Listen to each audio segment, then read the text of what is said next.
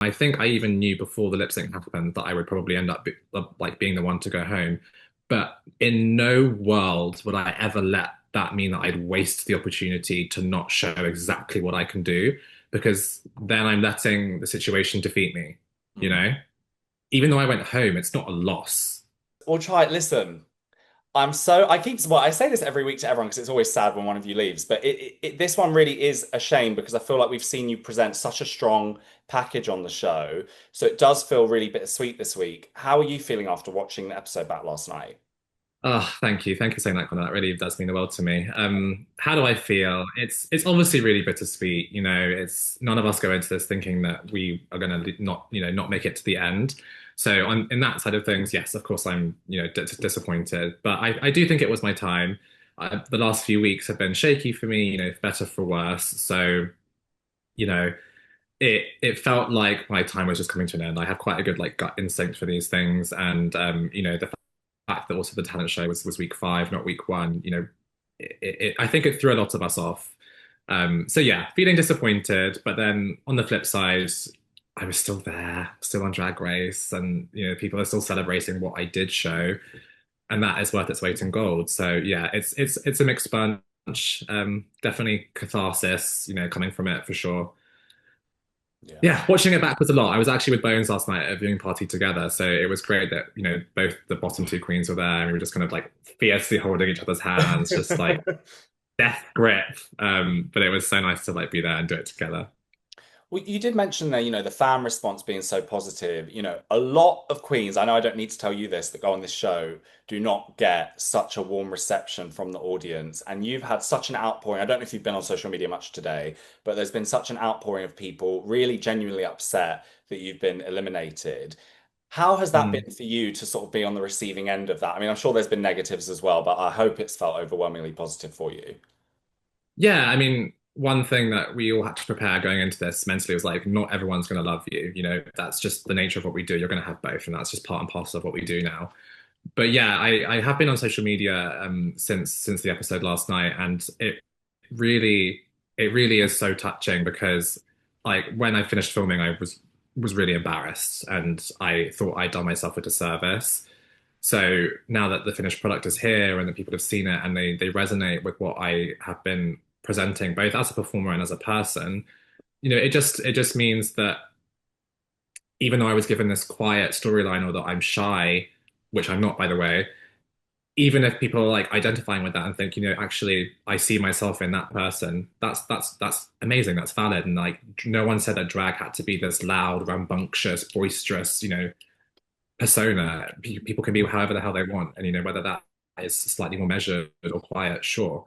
Hmm. But yeah, it does just give me the push to just keep on going. In those moments where maybe I'm feeling a bit shaky, of which there are many because this is such a crazy crazy experience. But yeah, to know that people identify is truly touching. I'm glad. You mentioned there, I was going to actually ask you about this later, but I feel like now we've got a segue, so let's talk about it now. Yeah, we love You an actual felt, segue. no, honestly, we love an actual segue. You said that you felt embarrassed, which, firstly, it's really sad to hear actually, because as a viewer, aside from doing these interviews and meeting you guys, like it genuinely doesn't come off that way. So I hope you know that. But the thing I was going to ask you later is, Mm. you spoke in this episode about, I think it was an ex from a year or so ago who kind of left you feeling with kind of low self-esteem, I guess, to surmise it. Did watching it Yeah. yourself back and feeling that success that you should feel, did that give you some sort of validation, I guess, maybe if that's the right word, that actually, yeah, I am good at this, and actually I do deserve my spot in this competition and in the scene, etc. Like, has doing Drag Race given you that in some form? Yeah, definitely. Because I think Sally touched on it, and she said something like, if this is what you're bringing, knowing that you're dealing with all that stuff mentally, with self-worth and self-confidence, she was like, imagine what you'll do when you've processed and healed from that. And it's so true. Like the breakup was, I think, 5 months prior to filming, so it was still a fairly long time, but it was also a 7-year relationship, and I thought this was going to be the person that I was going to marry. We own property together, so I was broken in terms of my self-worth system, my self-belief system. I didn't really know who I was or what I was offering. So then to have to go into Drag Race, which is this amazing program, but you have to know exactly who you are and you have to deliver that in whatever challenge, through whatever lens and whatever kind of format they're throwing at you. So I think I was really being pushed to not only think about Chai, but Jake out of drag. And because, the two are, there's symbiosis between the two of them and they can't be separated. So I was definitely dealing with a lot of like, internal conversations mentally as Jake that I think were holding Chai back. But yeah, knowing that I could do that and stay strong enough to deliver the challenges, even if they didn't work out, as I would have preferred them to. Um, Even just being there, I was strong enough to go through that whole process, and I will be forever proud of myself for doing that because it's really not a very easy process. Like drag race is the hardest thing I've ever done, and it's long hours, long days. We're really being pushed to limits physically and mentally. So yeah, I'm extremely proud of myself, and all the girls should be from all the franchises because it's not an easy thing to do by any means. I think, yeah, like what you're touching on is such a, for reality TV in general, but certainly shows like Drag Race where it's about a skill. People Yeah, forget that behind Chai, as you say, there's Jake. Behind everyone on that cast, we all, I say we as if I've done the show. What am I talking about? You all, when you enter that but workroom, you are get it though. You get it. You get it. well, Yeah, I've worked with you all for years, and it's something that I always, whenever people talk to me about Drag Race and say, "Oh, I hated them on that episode," or something, I get kind of offended by it because I'm like, it's I get it's a TV show. We're all allowed to have our, there's always a villain. yeah. I get it, I get it, I get it, and I've been that person too, but there's just a level of understanding like these things come around really suddenly when they do. You don't get much time to prepare. You're in whatever Mhm. you're going through mentally, and the whole 5 months thing. Listen, I'm not over stuff from 5 years ago, so I get it. Like, I Yeah, would be no, I walking in hear there you. with stuff from Yeah, 2011 still bothering me, so I get it. But yeah, I yeah, digress. I digress. I'm just saying that for any viewers that watch these and maybe don't understand that it's a process. yeah. It goes back to that whole thing. I can't remember who said it, but like it's so easy to talk about drag, and it's so difficult to do drag. I get it. Like we present ourselves as these almost products. So in that way, we become commodities, and people feel that they can just talk and give an opinion, and that's fine. You absolutely can, but just be aware of the opinion because we are all still human, and we're going to, flump and make mistakes. But there's a person underneath the very many layers of makeup and outfit. So it's one of those things. But yeah, I just think we could all learn to just. My big thing is like if you don't like something, just leave it alone. Yeah. If you like Totally. something, live for it, then go celebrate that. But you don't need to always voice the negative opinions because you're going to be hurting someone's feelings. And Yeah. I don't think anyone should want to do that. It's just a bit weird to me that you would want to hurt someone's feelings, but hey, hey. I just am a big believer of that phrase, hurt people. And I feel like Yeah, a lot of these yeah. people who, I love how we've taken this detour into this deep chat I about know, right? us all struggling with internet hate, but it's true. And I Just think become a therapy session, no, I know, Connor. literally. I'm like, it's just one of those things, though, seriously, where I think anyone that's in public eye, I mean, I've experienced it even just in journalism where people will comment and say something really Yeah. nasty. And I'm like, I worked really hard on that. You don't have to like it. But it's like, you Yeah, could yeah, have yeah. just not commented and hated it in private, but instead you chose to bother Inside it. me. And Yeah. I do read the comments, so maybe I shouldn't do that, but I digress. I digress. I digress. But listen, talk. It's hard not to do. People ask me if I read the comments and stuff. Like, how can you not? Like, if you're being tagged in it, how like literally, how can you not? So I it's mean, like, honestly, and it's really hard as well because you'll get 100 nice comments, and then the one nasty one is the yeah, one that you go to bed thinking yeah, yeah, about, and yeah, it is really frustrating. And no matter how strong you are or whatever, there's just days where you see it and you don't need to, and it ruins everything. And yeah, yeah. anyway, but either way, I digress. I digress. I digress. I do love to ramble, but speaking Oh, of me this too. week's episode, listen, we talk all day. And listen, I don't know what time it is because I'm in Taiwan and I've got no sense of what day of time it is. So I digress. But speaking of this week's challenge, going into it, Yeah. like you said, episode 5 talent show. It's a new one for us. It's a new one. Mhm. How did you basically come up with what you wanted to present to the judges this week? So I made the number in mind of it being week one. No one said to us it was going to be week one or week five. It was just Mhm. prepare a talent show number. I think I just assumed it would be week one because of previous seasons. So for me, I packaged it with the hometown runway, which is typically always week one, and the dumpling as my kind of first foray for the world into the world of Chai T Grande. So on the one hand, you've got like silly campery of this stupid burlesque number where I'm like killing myself by putting out my insides sort of thing, with then this like fierce, powerful runway. So for me, that was like a strong package for what would have been a week one in my head. Obviously, that wasn't the case. And we'd done 4 episodes of showing different skills prior to week 5 talent show. So would I have changed something if I knew that or could have done? Yeah, of course. I would have done, a proper burlesque number. I would have gotten out of the dumpling and given it like a sexiness to balance the silliness of it.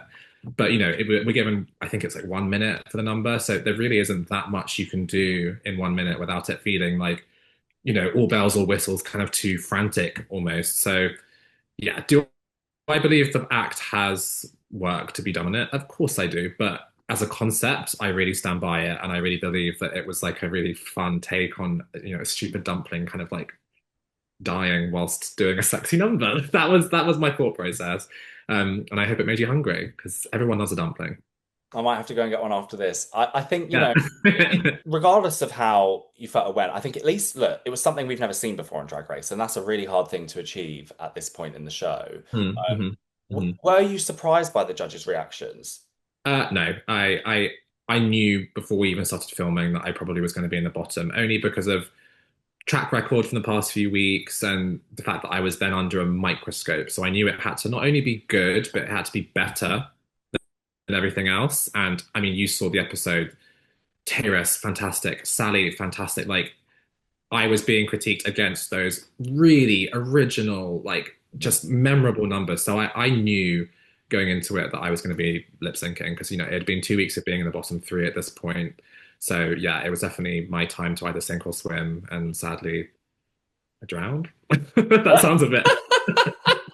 Well, speaking of, I think I've spoken about this with Nine Bella last week, but speaking of placements and track records, these things are subjective. Obviously, it's RuPaul's Drag Mm, Race, and there are 4 or 5 people on that panel that have the final say, and that is what it is. That's what you sign up for. But a mhm. lot of fans have disagreed with your Yeah. placements, and a lot of fans watching these episodes have actually felt like you should have either been safer in the top or even won over the last few weeks. Mhm. What has that been like for you to watch back? Because I know earlier we touched on you feeling a bit embarrassed at the time of leaving filming. What has that been like to log on to social media and see people say, hang on, hang on, hang on, she should have been in the top for that? Yeah, it reaffirms that I can trust my gut instinct because when I filmed girl groups, my gut said to me, "Oh, you delivered." Because I perform a lot. I know when I'm missing a mark or not giving face or fading, and I didn't feel any of those things when I was doing it. So to then hear the feedback that I was fading into the background, I just took it as testament because I didn't get to watch it back. I wasn't there as a viewer. So I just thought, you know what? If that's what happened, that's what happened. So watching it back and then having the amazing, wave of positivity around my performance from social media was really healing, validating, and I dare say vindicating because I don't believe I was in the bottom 3 for girl groups. I don't believe that. I'll die on that hill. Safe would have been fine. I think I gave a top 3 level performance. But it's subjective and I can't argue from someone's opinion if that's not what they thought. But yeah, my opinion is the opposite. Mhm. So Totally. Well, listen, we are tight on time, but I do want to ask you about this. I found it really admirable when you were in Untucked. Do we even still call it Untucked? I don't know if I should, is that what it's still yeah, called? we do. Yeah, we do. Let's At call it least Untucked. Yeah, sure. yeah, Let's we go do. for it. We know what we mean. You were quite confident you were going to be lip syncing. I know Paige and Bones thought it was going to be those two, but you kind of were just like, right, let's go. I know I'm going to do it. Yeah. And we all know, I mean, anyone that doesn't know, Paige and Bones are very, very good lip syncers. Not to say that you're Yeah, not yeah, in yeah. any capacity, but No, no, mate, I they're hear you. known for that. That's their bread and Yeah. butter. Um, but what I really, really admired watching this at 7 a.m. I think I watched it at 4:30 a.m. this morning when I woke up and couldn't sleep. Oh my Jet lag. But God. so it feels like about 5 days ago. But Yeah. I really, really admired that you were so like, no, I'm giving up. You're not just gonna dog walk me out the door. I'm fighting. What was going through your Mhm. head in that moment? Because I'm sure you were feeling defeated and quite, beaten down. But what was going Yeah. through your head? I was 100% feeling defeated, and I think I even knew before the lip sync happened that I would probably end up like being the one to go home. But in no world would I ever let that mean that I'd waste the opportunity to not show exactly what I can do. because then I'm letting the situation defeat me, you Mm. know? Even though I went home, it's not a loss. Objectively, yes, it's a loss from the competition, but it's not a loss. Like I was still there. I was still part of the conversation and part of the competition. Like no one can ever take that away from me. So, you know, yes, I describe the girls as being juggernauts of drag, and they are because they're such well-known performers. But I think I'm going to try and give them a run for their money. Like if they are the juggernauts of drag, which I know I claim them to be, but like then they have to earn that by beating me, which Bones did. So, round of applause. I love that. That's that. I really, really respect that, and I think it's something that is a really. I can only imagine what it's like when those lights come on, and I've had it Yeah. described to me, and it The sounds way I horrifying. clenched. Yeah, the way I Yeah, clenched on it, I can't yeah. even tell you. Not a bit of me because I do be anxious about what to buy at the supermarket, let alone standing in front of RuPaul. Yeah. So let's not. But before I let you go, let's do some quick fire questions. These would just be the Oh, first thing that comes into your mind. Say as much or as little as you like. Well, I say as much or as little. They're quick fire, so let's be quick fire. I'm bad Okay, at being quick, so apologies in advance. don't worry, don't worry. So the first one is we've obviously sadly seen you leave before Snatch Game, which is a real shame. Can you reveal who you were going to play? Yes, I would have either been. Hi, my name is Gok Kwan, and I'm here to show you how to look good naked. Ah! Oh my God! I haven't heard So about how to either look good naked in Kwan, years. Oh my yeah, goodness. Please tell me yeah. you told him that at the Attitude Awards. Did you tell him this? I did actually, I What did. did he Yeah, and react? he was living. He was just like, I wish, he was like, I can't wait to see it, and I was just like, I'm not going to obviously comment that you won't be seeing it, but. Oh, And then my other one was one of Queen Elizabeth's corgis, which is oh, a very different choice. But I think I had more room to play with that one because obviously it's not a character that anyone knows, so I could yeah. kind of take it wherever. I really feel like I'm just gonna put this out in the ether because I know some Drag Race producers watch these sometimes. I really feel like we should have like a battle back or something where to get back into the competition at like final seven or something, everyone that was eliminated before Snatch Game gets to compete in their own separate Snatch Game. I feel like that would be a vibe, and then the winner of that gets to go back in. Just for the, do you know what I mean? I don't I know. I've mean, come up with that on the spot. I don't know. It's probably horrifying for you I, to think I about I it. see the logic, but as someone who's terrified of Snatch Game, I don't manifest that. Yeah, I don't claim it. I don't claim it. I don't claim it. Yeah. When it comes to lip syncing, is there one song you would love to have, like, what would be your number one pick? I think like if we're thinking just over the years of music, Ariana Grande Into You for me is Oh, just one yeah. of the most iconic pop songs ever. So I would love to do that. But then at the moment, I am absolutely loving Blackpink Jump, which I've been doing all up another country. Love it. And then Lisa, New Woman, just because I love that one number one. She's my Thai diva. There's a bit of Spanish in there. So again, it's just about like such a beautiful message of like mixing culture and language and with a beautiful message about being a powerful woman. So for me, that really brings together a lot of what my drag is about anyway. So yeah, there's three songs for you. Love it, love it. Who was the kindest queen this season? Kindest Queen, Elvosk. Love that. We haven't had Elle yet, actually, so that's a new one. We've had Paige the last 2 weeks, and I can't remember who the first one week was. So, oh well. On the other end of the spectrum, who was the shadiest, would you say? Shadiest. Let me just think through everyone quickly. You know, it's got to be between Celexa and Kat. Like they're both just so quick-witted, not in like a mean way, Yeah. but they're just so good at that, like the rallying that you have to do when you do drag. Like they're so good at that, and I wish I was more like them in that sense. Hmm. But yeah, like they do it with love and with heart behind it. So like that's why whenever we're on the receiving end of it, we're all just like, ah, shut up, sister. And like Kat as well, she'll like insult you and then be like, my sister. And it's like you can't be mad at her for that. If you didn't compete on Drag Race, which show would we Yeah, see you on? strictly. Oh, well, we still could. Look at Lavoir. We still I could. would I would love to do strictly so very much. It would be a dream come true. I love dancing, and I'm not like professionally trained or anything, so I feel like I'd go in with like a fair sort of approach to it versus other people as well. But yeah, I just love the kind of the production behind it, the outfits, get me. I love some choreo. Yeah. Get me behind it. Yeah. And then Chai look, for strict. listen, the campaign begins here. And look, before we let Yeah. you go, Chai, now that this is over, this experience for you, what is next for you? What are you hoping to do with this now under your belt?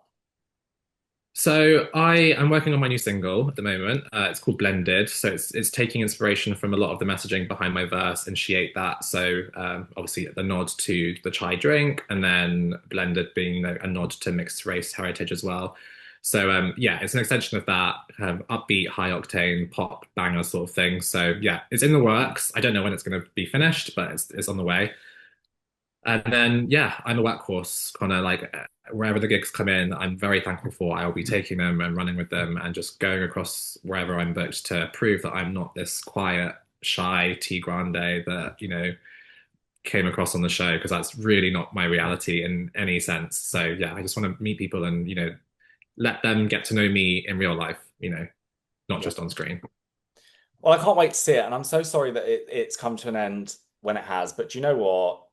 It's not exactly a bad run, is it? Let's be honest. So it could have been a lot worse. Oh, yeah, I think you it's should have a it lot to could be have been a proud lot of. worse. Yeah, and Yeah, no, thank you. no, no, I take that back. It's not even it could have been a lot worse. It was great because I feel like it could have been a lot worse. Is always it's kind of saying it was bad. So no, it wasn't. It was great, and I think Yeah, I hope you're I'll feeling take that. Thank you, you know Connor. what I mean? Because I I'll think we all take that. say that, and I'm like, it's actually low key shady. Like, could have been worse. Well, yeah. So no, Yeah. it was great, and I hope you're feeling, proud and happy. And yeah, I can't wait to see what you do next. It's been lovely talking to you. Thanks, my love. Well, have the best time on your trip. I will. Get a dumpling in you. I'll Get a go and get one dumpling in down you. from Do it. downstairs Do Now's it. little street Look at market. me.